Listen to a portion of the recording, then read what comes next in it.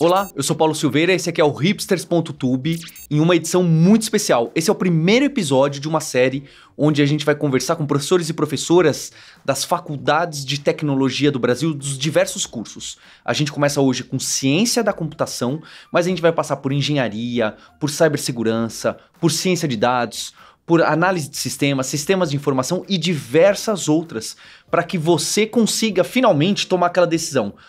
Qual dos cursos será que eu vou trilhar? Vale a pena? O que faz uma pessoa que estuda ciência da computação? O que faz uma pessoa que estuda análise de sistemas?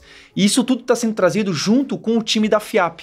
A FIAP é esse centro universitário incrível que a Alura agora faz parte em conjunto e a gente está conseguindo realmente trazer novidades para as graduações, para cursos de computação. E não à toa, a gente quer trazer também a opinião de diversas outras faculdades e corpos docentes para que você possa tomar a melhor decisão para sua carreira. Então esse primeiro episódio aqui é sobre ciência da computação, o curso de bacharelado em ciência da computação. Não curiosamente, foi o curso em que eu me formei. E eu tô aqui com professores e uma professora de ciência da computação para a gente conversar desse curso, o que faz, o que estuda, como que é o começo dessa graduação, onde você pode trabalhar se optar por essa carreira. Porque, como a gente costuma falar, você investir seu tempo, dinheiro, dedicação em um curso longo de anos, precisa tentar ser certeiro, porque depois fica muito complicado da gente corrigir as trajetórias. Então, para a gente conversar hoje, eu estou com o professor Carlos Ferreira, que é professor da Ciência da Computação da USP. Tudo bem, professor? Tudo bem, Paulo. Prazer estar aqui. Muito obrigado pelo convite. Também estou com a professora Graziela Tonin, da Ciência da Computação do INSPER. Tudo bem, professora? Tudo bem, Paulo. Prazer estar aqui. E também estou com o professor Carlos Itoshi, que é coordenador lá no curso da Ciência da Computação da USP. Tudo bem, Itoshi? Tudo bom, Paulo. Obrigado também pelo convite. Primeira pergunta que eu queria colocar é com que trabalha um bacharel, uma pessoa que é cientista da computação? Quais são as oportunidades? Onde costuma se encontrar no mercado de trabalho depois, não é? Por que a gente precisa de cientista da computação? Então, eu posso começar, todo mundo aí vai completando, acho que é um jeito mais fácil, né, da gente ir falando. Bom, eu acho que em ciência, a área da computação é uma área muito ampla e tem emprego para todo mundo, né? O cara da ciência da computação, tipicamente, é o cara que vai desenvolver coisas novas, é o cara que vai trabalhar com pesquisa, é o cara que vai desenvolver novas aplicações, novos aplicativos, coisas assim. O cara que trabalha numa área mais de análise de sistemas é o que vai usar coisas existentes para resolver problemas práticos. Então, eu imagino que alguém que tenha mais essa curiosidade de cientista é um cara mais próximo de ciência da computação. E ainda tem engenharia da computação para atrapalhar aqui, mas eu acho que você já fez um episódio sobre isso também, ou vai fazer. E engenharia da computação é mais voltado, tipicamente mais voltado para hardware. Apesar de que tem cursos no Brasil que misturam tudo, né? Não sei. Eu acho que só para complementar, também tem os sistemas de informação, que eu acho que também confunde muito a decisão de quem quer participar dessa, né, comunidade de computação em geral. Sistemas de informação, eu acho que tem, talvez todos em comum têm programação, né, como o desenvolvimento de software até, como uma forma mais geral, mas o tipo de software que cada um desenvolve é um pouco diferente, o pessoal de engenharia talvez até um pouco mais de hardware, e o pessoal de sistemas um pouco mais de informação, né, dados, como grandes bancos, estruturas, e o pessoal de computação, ou ciência da computação, acho que é um pouco mais genérico, no sentido de que a gente tem fundamentos que talvez os outros cursos não cubram, né? Mas que a gente consiga ou consegue, né? Explorar esses fundamentos de uma forma mais profunda e portanto, né? Talvez tenha um pouco mais de generalidade aí na formação de computação. E talvez de uma maneira mais prática, quando a gente fala assim, o que um cientista da computação pode trabalhar, né? Eu diria assim, você imagina um mundo, a gente vivendo no mundo sem ser dependente de software, as mais variadas áreas. Então, o cientista da computação, ele pode usar esse conhecimento para criar soluções, né, algoritmos, programação, sistemas para as mais diversas áreas, né?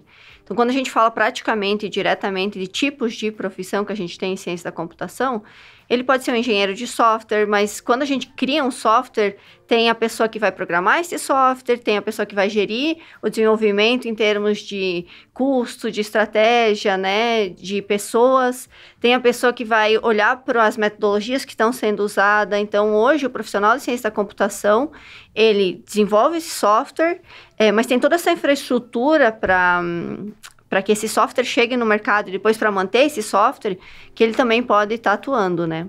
Então, não necessariamente só ele está produzindo e codando um software, né? Mas ele está nesse ambiente onde a gente vai ter um software disponível, né? Um produto final de software disponível, em geral, aplicado a alguma área para resolver algum problema do mundo, entregar isso para um usuário, para a sociedade.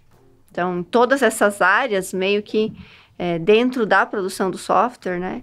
Da fábrica de software que a gente fala muitas vezes, ele pode atuar. E claro, como eles comentaram também na área de ciência, né? Na área de pesquisa. Que aí os laboratórios, as grandes empresas de tecnologia, por exemplo, os laboratórios de pesquisa usam profissionais, né? Tem profissionais da área de ciência da computação. E vocês conseguem colocar mais exemplos para mim? Porque eu sei algumas respostas, né? E essa parte da ciência, e eu lembro que, como eu tive aulas com o Carlinhos, e até o guia, né? O Carlinhos foi um dos guias meus na carreira. E ele não vai lembrar, mas ele fez uma analogia, uma época que, olha, a ciência da computação tem modas, né? Tecnologia, todas as carreiras em tecnologia e computação teve modas. E eu acho que agora a gente voltou num boom total novamente. Mas deu uma barrigada antes dos smartphones. Eu tenho a impressão que o que torna novamente popular as carreiras de tecnologia é quando a computação fica ubíqua mesmo e surge muita oportunidade em todos os lugares. Só que também teve uma época que a ciência da computação começou a ser um pouco rejeitada, como teve o boom da física nos anos 80, teve o boom da biologia e da genética nos anos 90, começo de 2000, e depois teve também o boom da ciência da computação, né? Que teve aquele, computação, computador pessoal, aí dá uma barrigada e volta. Então, eu queria entender, porque a ciência da computação tem gente que tem esse preconceito, e talvez eu tivesse também no começo da carreira, no começo da faculdade, de que vai ser algo que é muito para matemáticos, muito para pessoas que vão estudar no papel e fazer e provar que aquilo matematicamente está rigoroso e funciona. Então tem essa visão de que é só isso ou de que é muito mais isso do que resolver problemas do mundo real. Então, aí começam a aparecer aquelas palavras difíceis, de algoritmos, né? Que hoje em dia virou uma palavra que todo mundo conhece, mas acha que é do TikTok e do Instagram, né? E começou a aparecer esses termos mais de ciência, de matemática, de exatas, que às vezes tira as pessoas, né? As pessoas acham, então não é para mim. Sendo que tem muita da parte de lógica, de raciocínio, de um quebra-cabeça. E como que hoje os cursos se posicionam? Tem muito disso? Tem pouco disso? É mesclado com... Olha, se você vai trabalhar lá para criar um software, né? Um software que é uma palavra mais mundana, ciência da computação vale ou não? Só se você for criar realmente um algoritmo, uma computação nova de algo matemático e que é difícil de explicar para outras pessoas. A gente, lá no INSPER, o nosso curso de ciência e computação é recente, né? Então, a gente tenta trazer uma abordagem bem moderna, adequada aí, às características complexas desse novo mundo, né? Então, a ideia é que a gente consiga desenvolver, quando a gente vai desenvolver o aluno, que ele seja, obviamente, bom, ele consiga programar, fazer um sistema, criar algoritmos, mas esse é um ponto importante, né? O outro ponto importante, como tu falaste, assim, quando a gente desenvolve software em geral em um time e para pessoas. E você precisa entender quem são essas pessoas. Você precisa saber entender quem são essas pessoas. Qual é essa necessidade do mundo, né? Que a gente fala, vou aplicar design thinking, vou entender o problema. O profissional da computação... muitas vezes pode atuar nessas frentes também, né? Quando a gente fala de design, de experiência de usuário, o profissional da ciência da computação vai se especializando em diversas áreas. Algumas dessas áreas são essas. A gente tem falado muito agora em ChatGPT, né? Em inteligência artificial. O profissional da ciência da computação também atua nisso. Mas também, voltando aí um pouquinho para essas áreas gerenciais, de metodologias ágeis, por exemplo, gestão de projetos, o profissional da computação é importante, a gente tenta desenvolver ele para que ele também possa saber conduzir o início, o meio e o fim de um projeto, entregando esse projeto as variáveis que são importantes, que são variáveis que estão inseridas no modelo de negócio, no mercado, naquele determinado contexto. Então, É obviamente importante matemática, saber programar, mas soft skills como capacidade de trabalhar em time, respeitar, gostar de trabalhar num time multidisciplinar. Computação é internacional, né? Então, hoje, cada vez mais a gente trabalha com culturas diferentes, com muita diversidade. Então, preparar esse profissional para esse mundo. Só no Brasil a gente tem muitos desafios, porque a gente pode aplicar a computação para criar sistemas para resolver problemas e melhorar várias situações de vulnerabilidade. Então, a gente tenta desenvolver um líder também alinhado com SG, com esses temas, né? Para que ele entenda a importância dele quando ele vai desenvolver um software e que ele possa, ao final do curso, também ser um líder, né? Seja um líder técnico, que possa conduzir equipes e projetos em prol de um objetivo, de um valor de uma empresa, por exemplo. Ou também, por que não, criar a sua própria empresa. Então, a gente, dentro da jornada dele no curso de Ciência da Computação, a gente tenta trabalhar todas essas skills. Então, eu acho que é perfeito o que ela apontou, e eu diria o seguinte, bom, a Ciência da Computação no espectro de todos os cursos de computação, o que está mais perto de ciência, né? Então, a gente tem meio que a obrigação de formar um profissional que pode trabalhar no mercado, pode desenvolver software e a maioria dos alunos que se formam em ciência da computação, obviamente, vão desenvolver software, vão trabalhar em empresas, vão fazer coisas do mundo real. Mas a gente também tem que formar o cara que vai fazer novas aplicações.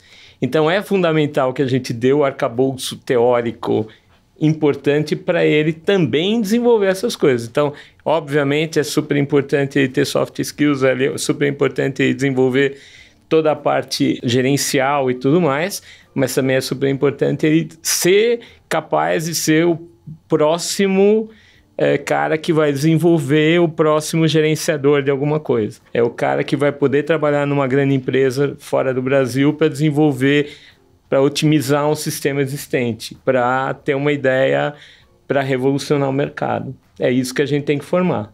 Então, se o aluno, se você estava me perguntando para a gente assim de exemplos, né?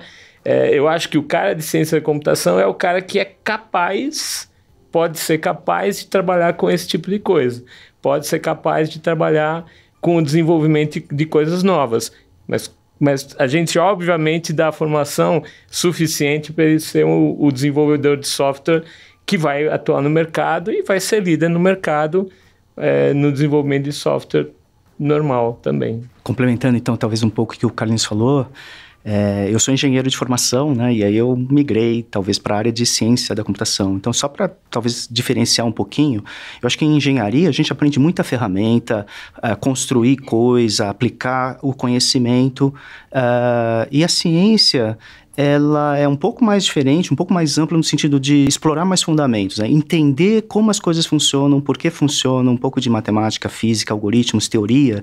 Isso tudo ajuda a gente a explicar fenômenos, modelar esses fenômenos, e sem esse tipo de habilidade, né, que seria a parte científica, fica difícil mesmo de desenvolver esses novos sistemas, né? Quais novas tecnologias, né?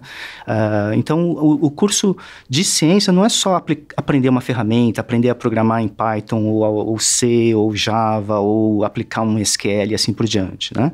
É entender a lógica que está por trás e usar esses fundamentos depois para construir novas teorias, novos modelos, novas formas de usar até o próprio conhecimento, né? Refatorar o conhecimento para que eles possam ser aplicados em novos domínios, novos problemas e assim por diante. E é assim que a gente consegue avançar a própria tecnologia, né? Aplicando esses conhecimentos da ciência. É muito interessante que tem muita coisa que eu aprendi durante a faculdade, e é curioso que eu tô aqui na frente de dois professores que eu tava lá e que eu me colocava como, poxa, mas aqui na faculdade a gente não vê muita coisa do mercado, né? Tem essa palavra. E depois eu fui perceber que todo mundo tem essa reclamação de todas as faculdades, não é? Mas enfim. Então eu pensava, poxa, tem coisas que estão faltando, que o mercado usa e que aqui a universidade não tá trazendo para mim.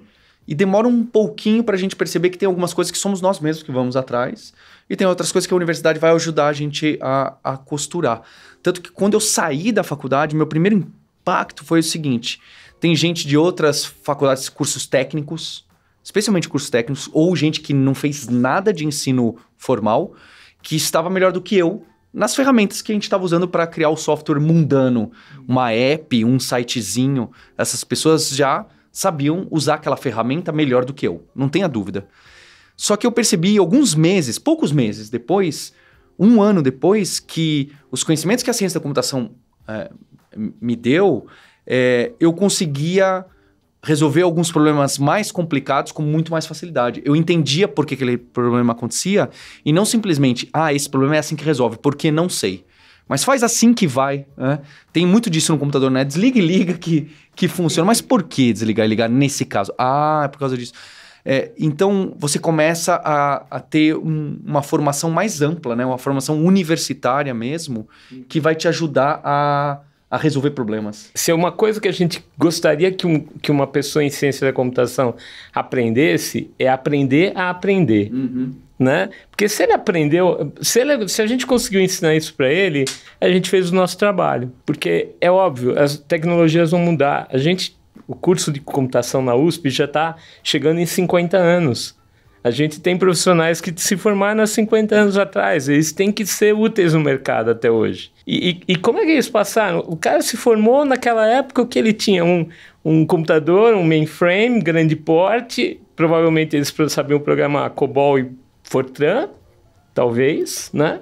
E os caras estão aí hoje no mercado. São líderes, são diretores. E isso é um outro recado que eu acho que a gente tem que dar para os alunos que querem trabalhar com ciência da computação. Você vai estudar a vida inteira.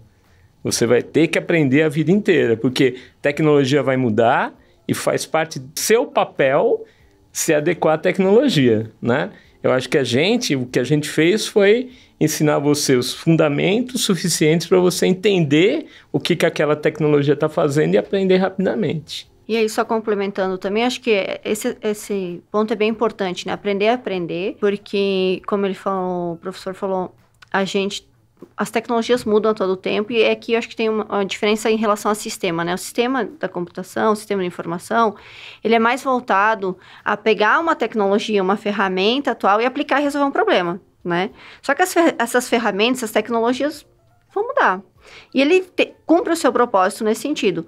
A computação, quando a gente olha para alguns fundamentos e quando a gente ensina alguns desses fundamentos, a gente prepara o aluno para continuar evoluindo e para desenvolver algumas dessas ferramentas que serão aplicadas, né? E, além disso, para que esse aluno consiga olhar para os problemas, entender os problemas, saber fazer boas perguntas, né? Então, acho que é uma formação um pouco mais profunda. Na minha experiência também, ao longo do tempo, o que me diferenciava, né? Quando eu tinha os mesmos questionamentos que você falou, assim, poxa, por que eu já não estou criando o meu joguinho ali, né? Ou desenvolvendo alguma coisa?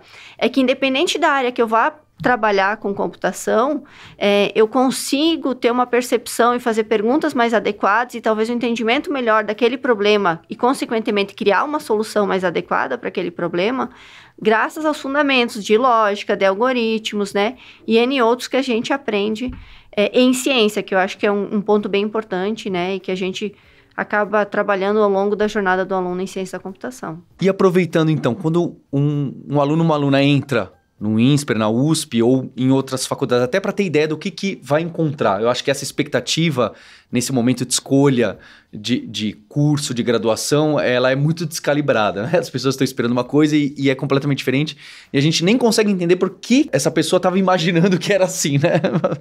Talvez por causa dos filmes ou alguma coisa. Então, eu queria ajudar quem está assistindo a gente a já se preparar o que vem.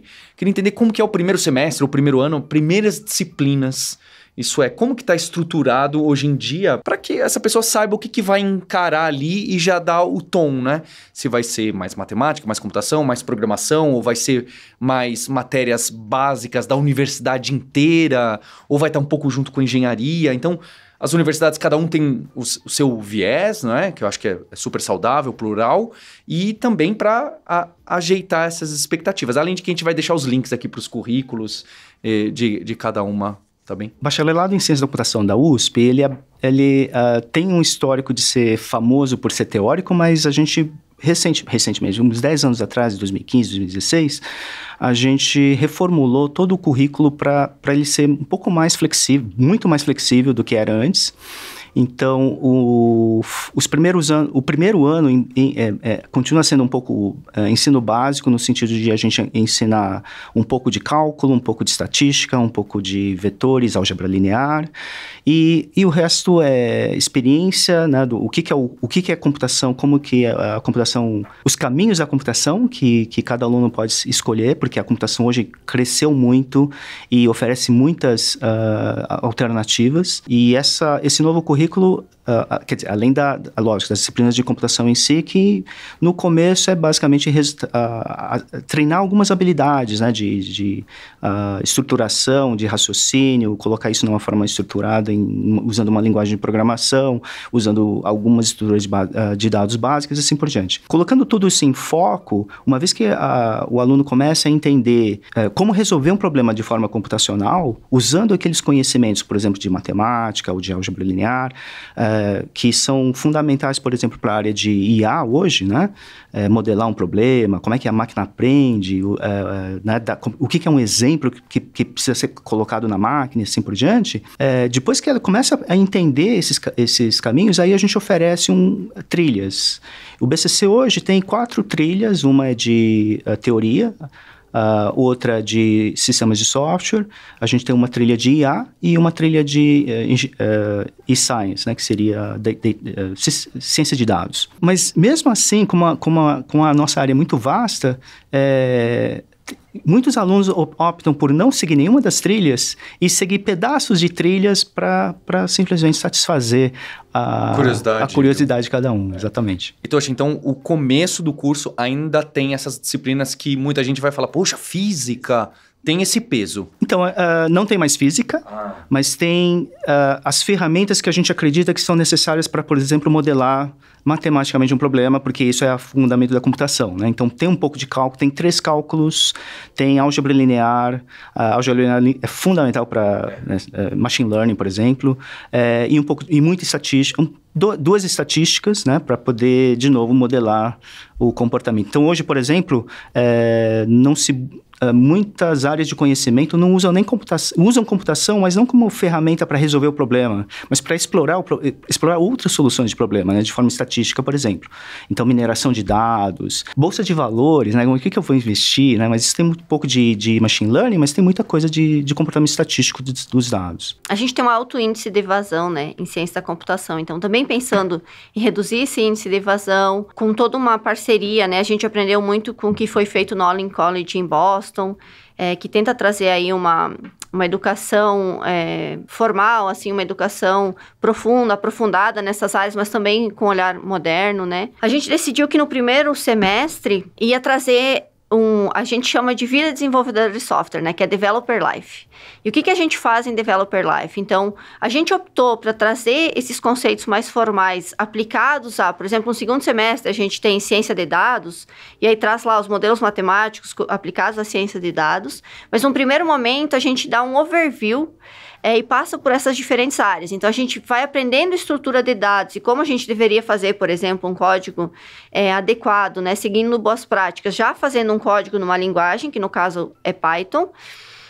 A gente já vai aprendendo como é que a gente entende um problema de um cliente real com a conexão com uma empresa, trazendo um problema real. Como é que a gente traz a melhor experiência do usuário com design. Como é que a gente trabalha de uma forma adequada, como trabalho em equipe. Então, por exemplo, a gente fala de comunicação não violenta, de algumas soft skills, como é que a gente argumenta sem agredir o outro, né? Nesse trabalho em equipe, porque ele já começa a fazer os trabalhos em equipe, ele já tem os trabalhos em grupo, já começa a entender um pouco os desafios também desse trabalho. Também desenvolve essa parte de metodologias ágeis, como é que eles organizam esse trabalho, organizam uma meta, criam um roadmap, utilizam GitHub, por exemplo, para organizar o merge, né? Porque senão eles começam a mandar por e-mail diferentes versões e aí começam a entender os problemas da vida real quando a gente vai criar uma solução em grupo e não tem controle, por exemplo, e versionamento, né? Então, basicamente, a gente tenta passar por todos esses soft skills, mostrando para eles um pouco de como é uma das opções de trabalho que eles têm utilizando computação, né? O que eles fazem quando eles são um cientista de computação focado nisso. Nosso primeiro semestre, ele é basicamente isso, e aí depois A gente também tem aí 2 disciplinas que estão conectadas, né, mas não estão dentro, de fato, dessa Developer Life, que é discutir um pouco essa questão ética também, a gente como profissional da computação, né, qual é o nosso papel no mundo, né, o que a gente pode, o que a gente deve, como é que a gente faz isso, a gente tem várias discussões dos vieses, dos algoritmos que a gente tem aí. Então, traz essa reflexão e também a gente aproveita para fazer um alinhamento, eu diria, um balance em relação a conhecimentos matemáticos. Então, os alunos que fazem uma prova, que entraram, né, e que fazem uma prova, 1 ou 2 avaliações de matemática e não tem um determinado, um conhecimento que a gente considera adequado para depois utilizar esses modelos mais formais aplicado a algumas áreas, como supercomputing, ciência de dados, inteligência artificial, a gente também tem uma opção desse aluno receber aí uma formação também em algumas coisas básicas, conceitos matemáticos, né? Que também é uma dor que a gente vem carregando, né? Quando a gente olha os dados no Brasil, a gente sabe que nem português, nem matemática, a gente tem um conhecimento, nossos alunos têm um conhecimento ideal, assim, o conhecimento mínimo muitas vezes, né? Então, também baseado nisso, a gente tenta fazer um nivelamento no primeiro semestre, enquanto eles podem experimentar um pouco essa vida. Então, professora, essas disciplinas mais densas de estatística, etc., vão no segundo semestre, não no primeiro? Elas começam a partir do segundo semestre, né? Mas aí, por 3 anos, pelo menos, ou mais, porque depois eles têm as eletivas nos anos finais, né? No 4º ano. Mas elas estão dentro das áreas, das trilhas determinadas. Aí, como, por exemplo, em ciência de dados, entram os modelos mais voltados a que o professor achar mais adequado aplicar naquele nível de ciência de dados, inteligência artificial também e assim por diante, né? Aproveita esse momento, deixa aqui nos comentários a sua pergunta sobre esse curso, sobre as faculdades, porque a gente quer te ajudar, a gente vai complementar a descrição desse vídeo com mais links, com mais facts, para que você possa tomar a decisão muito acertada na sua carreira. Aproveita e deixa o like e o subscribe no canal. Bem, acho que eu já entendi, dá pra ver que tem diferenças, né? E todos os cursos vão ter bastante diferença nesse início. E eu queria pular pro final, porque o final do curso, que tem... Cada faculdade hoje em dia tem um mecanismo diferente em relação a TCC, em relação a um projeto de iniciação científica, um estágio, ou um trabalho de grupos de laboratório, de fazer um projetinho aqui, entregar no final. Eu acho interessante, para mim a formação foi muito interessante, e eu acho que é legal porque quem está assistindo a gente vê, e dá para fazer isso, então com essa formação eu consigo fazer isso, porque não necessariamente vai ser isso que você vai trabalhar, né? Você vai aprender um monte de coisa, você vai ter uma capacidade enorme de utilizar todo aquele conhecimento que os professores e a universidade trouxe para você, e é óbvio que seu primeiro emprego, seu primeiro estágio, não necessariamente vai ser, nossa, estou usando joguinho com inteligência artificial e Arduino e liderando uma equipe com 5... Não vai acontecer, a verdade é que não costuma acontecer, né? Tem um vale aí que aparece.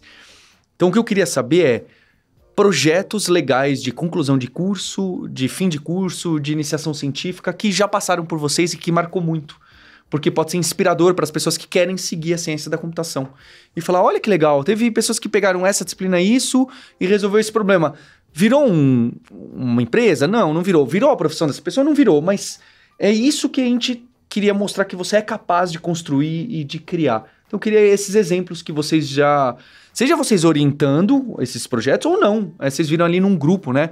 Lá na USP, depois que eu saí, eu vi que surgiu muito daquele... Tem o grupo do software livre, o de joguinho, o de hacking, o de pessoas de inteligência artificial, e tem esses grupos de alunos que estão até sem muito apoio lá direto. Não tem alguém lá coordenando, não. É um organismo vivo. Eu acho que isso o ambiente universitário propicia e é uma experiência única, difícil de você encontrar sem estar numa faculdade, na universidade. Dá para encontrar, mas é mais difícil. Muito legal a pergunta, Paulo. Assim, eu já vi vários projetos de vários tipos. Eu vou falar 2 meus prediletos que são muito diferentes. Um nem é da USP, um é da URGS, por exemplo. Foi um cara que ele estava trabalhando com o desenvolvimento de... Ele queria saber tamanho de caixa, né? Esse era o problema dele. Ele quer ter um software que determina de que tamanho é numa caixa. Já faz uns 10, 15 anos atrás, né? Isso dado uma foto da caixa? Ele queria desenvolver um aparelho que ele fosse capaz de medir o tamanho da caixa. Então o cara fez tudo. O cara fez um negócio que jogava um laserzinho, 2 laserzinhos para saber. Ele sabia a distância dos dois, então ele conseguia calcular o tamanho, conseguia calcular assim, aí ele calculava o volume e dava o resultado. Então, o cara que trabalhou com tudo, desenvolveu o aparelhinho, né, o hardware, né, para fazer, desenvolveu o trabalho dele, foi muito legal, orientado lá pelo Manuel, lá da URGS. Então, ele programou, construiu, usou fita crepe... Exatamente, você percebe? Eu gostei porque foi todo o processo, né, desde ter uma ideia... que fazia sentido para ele naquele momento, até construir o aparelho, e eu vi o negócio funcionando ali. Ele pôs a caixa, mediu a caixa e o negócio funcionou, deu o volume da caixa ali na hora. E um outro totalmente diferente, né? Há poucos anos aí de uma menina no nosso curso, no BCC, que trabalhou com arte digital, fazer arte, né? Então ela foi ter que estudar o que era arte, foi ter que estudar...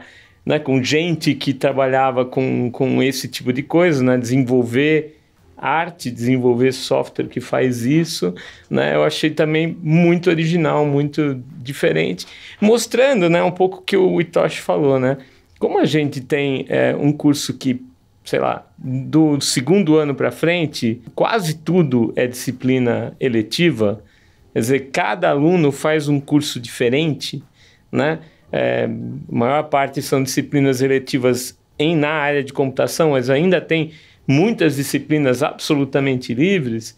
A gente tem, cada aluno é basicamente um curso diferente, cada aluno segue uma trajetória. E aí acaba tendo a possibilidade de surgir coisas tão bacanas, né? Como alguém que vai trabalhar com uma pessoa da faculdade de arquitetura, que entende, portanto, de arte, e que aí se interessa por desenvolver software para isso, e assim vai. Ótimo, né? Porque acho que provavelmente é difícil arrumar um emprego nessa área, ou mesmo com um medidor de caixa para vender e criar uma empresa disso é complexo, mas você exercita aquele conhecimento e liga os pontos do que você teve na universidade, na programação, nos algoritmos, na geometria, tudo aquilo. Fala, olha, eu sou capaz de fazer isso, acho que é... Ligou com tudo, né?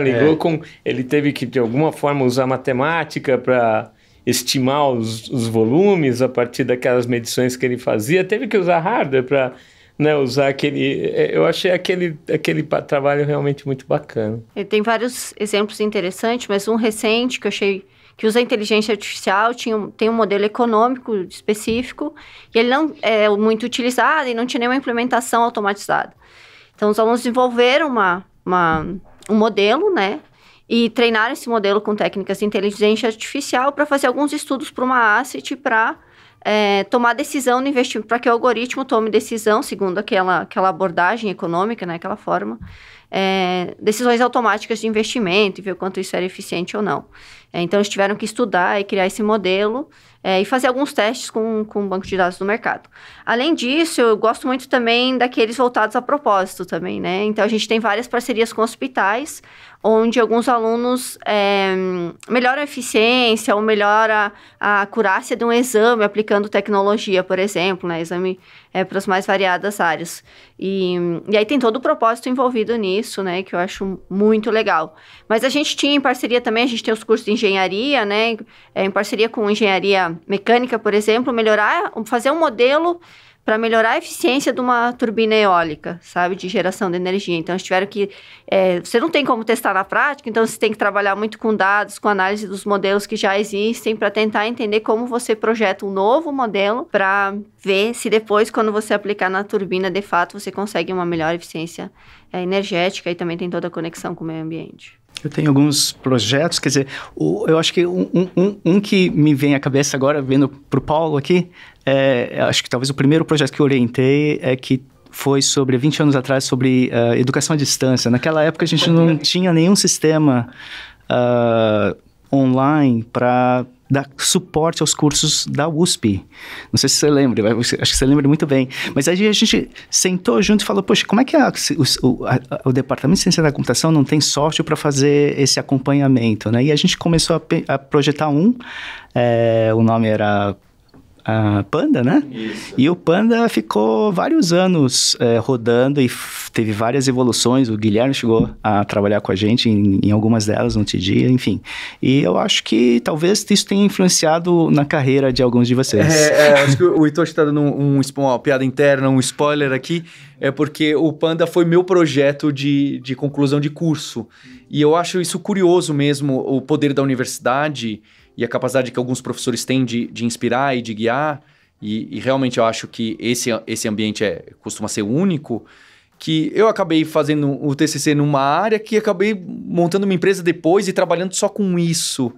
Eu acho que não é raro, eu não sei se o rapaz da Caixa, a turma da Asset está trabalhando em banco, não sei, mas pode ser que... Então, acho que nesse ambiente universitário e nesses cursos que conseguem juntar bem o que a gente chama de teórico acadêmico e o que a gente chama de prático, é que teórico acadêmico tem um quê pejorativo que não é isso, né? Que depois a gente vai entender. Então, esses espaços permitem que a gente possa se encontrar como pessoa, como profissional lá na frente, né? Então, hoje eu faço essa ligação de que tudo que foi importante para mim na faculdade, que quando eu estava na faculdade, eu não via, né? Não tinha você não via lá na frente. Aí agora, olhando para trás, fica mais óbvio o que acontece e onde a gente poderia e deveria até ter dado mais valor, né?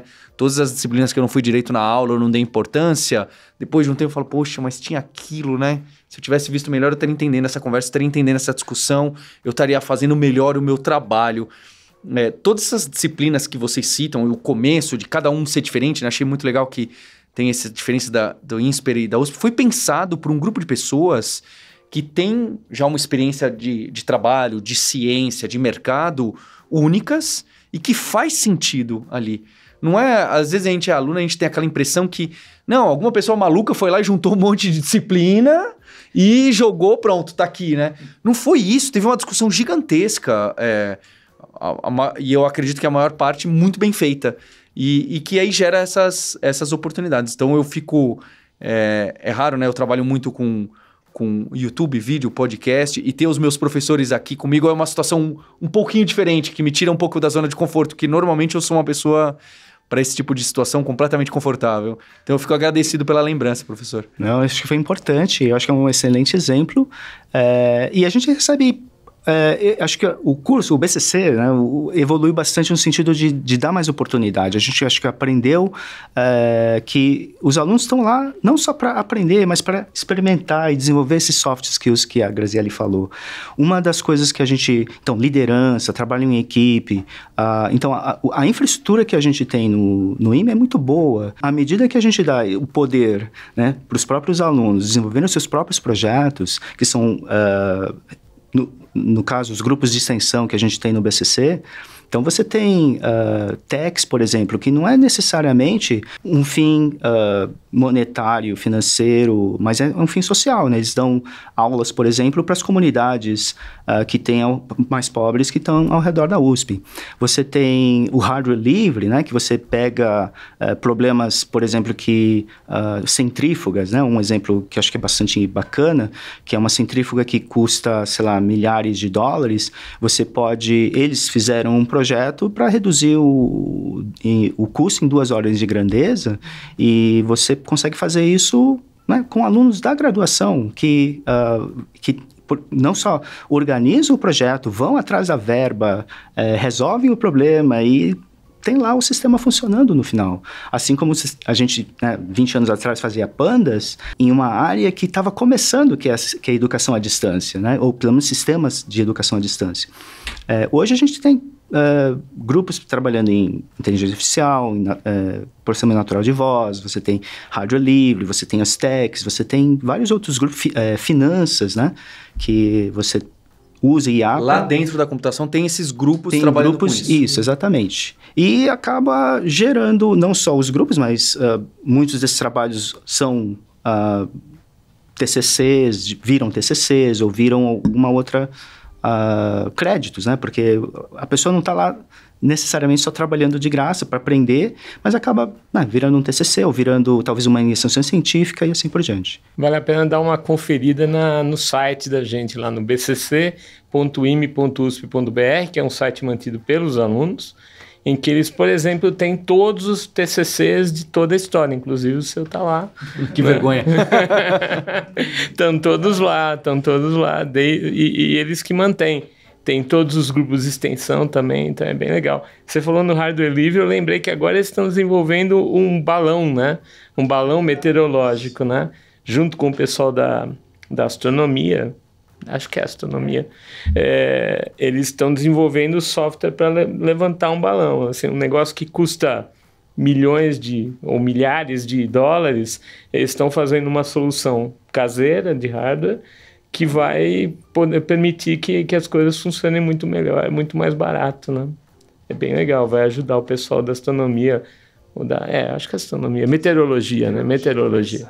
Eu queria colocar um ponto que é quando eu estudei na computação, e acho que isso em todos os cursos de tecnologia, eu ainda vi que a gente ainda tem essa dificuldade de ter mais mulheres e mais pessoas negras, mais pessoas de outras classes sociais, né? Quando eu estudei, então isso tem mais de 20 anos, era meio invisível essa questão, né? Era normal que na classe de 50 pessoas só tinha 2 mulheres. Era algo que não chamava tanto a atenção, né? Diferente de hoje que algo que discute muito. E eu lembro que também 20 anos atrás, eu já tinha muitas professoras mulheres, muitas, né? Ali, inclusive, acho que na ciência da computação da USP tinha bastante mesmo. Como que isso é? Eu penso muito por 2 motivos, né? Hoje eu tenho 2 filhas e eu fico pensando, eu gostaria que elas considerassem a carreira de tecnologia, de cientista, de programação, de empreendedorismo.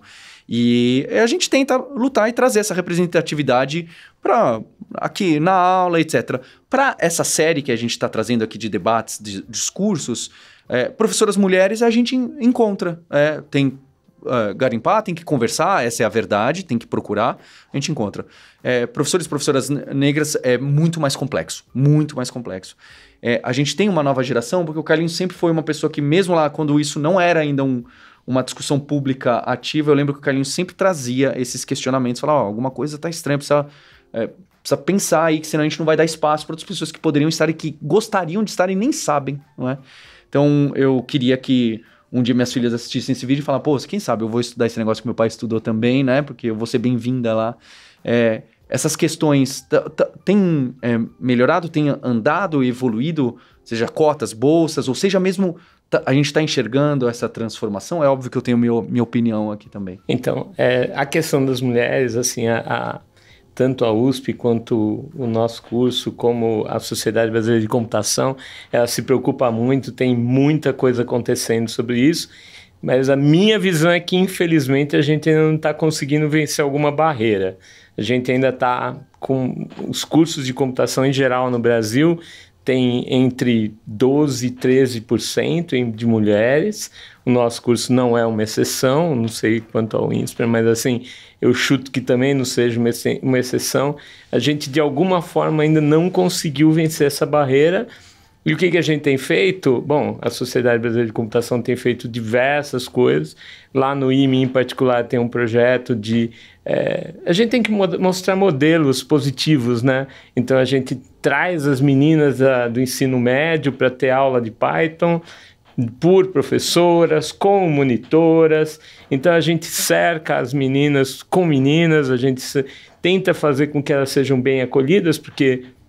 Para quem deu aula na Poli, como eu, Itoshi, como você esteve lá, a gente vê que tem poucas mulheres e logo no início do semestre elas estão espalhadas. E com o tempo elas vão todas se juntando num cantinho, se protegendo, sabe? Uhum. É um ambiente muito agressivo para elas. Então, essa questão de mulheres eu acho que a gente está trabalhando como pode, mas ainda é para o futuro. A questão de negros e minorias, PPI, etc., pretos, pardos e indígenas, eu acho que a USP evoluiu muito, muito, muito, muito, muito. Então, foi notável a diferença de você ver surgirem negros nas salas de aula. Assim, não se compara com 10 anos atrás. Então, hoje a gente tem metade dos alunos da USP são de escola pública, isso já é uma verdade, e dessa metade, 37,5% são pretos, pardos ou indígenas. Então, você vê numa sala de 60 alunos, você tem 30 alunos que vieram da escola pública e desses 30 você vê uns 10, 12 que são necessariamente pretos, pardos ou indígenas. Então, isso é bem claro, assim, já aparece na sala de aula. Professora, você vê uma evolução de quando você estudou e quando era como era e como é hoje, ou também enxerga essas dificuldades? Então, se a gente considerar os números, a gente teve uma pequena evolução, assim, a gente encontra mais, talvez, mulheres em cursos, mas a gente tem muitas barreiras ainda. O fato a gente tem muitas barreiras a vencer. Uma coisa bem interessante no INSPER é que, quando ele fez o último planejamento de 10 anos, o próprio conselho, né, porque a gente tem essa estrutura de direção, presidente, mas tem o conselho, que tem alguns mantenedores, doadores, que também fazem parte, né, grandes empresários, empresárias brasileiras, falam assim, a gente tem que ter indicadores claros e precisa mudar esses indicadores em relação à diversidade em toda a instituição, né. A gente tem o INSPER inspirar e pertencer, e a gente tem o objetivo de ajudar a transformação do Brasil. A gente precisa ser um exemplo se a gente realmente quer ajudar nessa transformação. Então, especificamente na área de computação, também lá no INSPER, estou junto com a Comissão de Diversidade, eu sou líder da Frente Gênero, né? Mas a Comissão de Diversidade olha para todos. Então, a gente tem uma comissão que está olhando, mas não só para a computação, para todos os índices, desde colaboradora, professor, em todos os cursos, incluindo computação. E na computação, a gente está desenvolvendo algumas ações para ter uma abordagem bem agressiva mesmo. Assim, a minha meta, eu tenho um post-it lá, né? Como boa agilista, eu tenho um post-it e falo assim, olha, eu não vou descansar enquanto a gente consiga ter pelo menos 50% das pessoas que tentam o nosso curso sejam mulheres. E em poucos anos, assim, não quero daqui 10 anos, menos do que isso. E como a gente está fazendo isso? Então, acho que o primeiro ponto é quando a gente olha as pesquisas mundiais, a gente não perder as meninas que entram, tem que ter esse cuidado.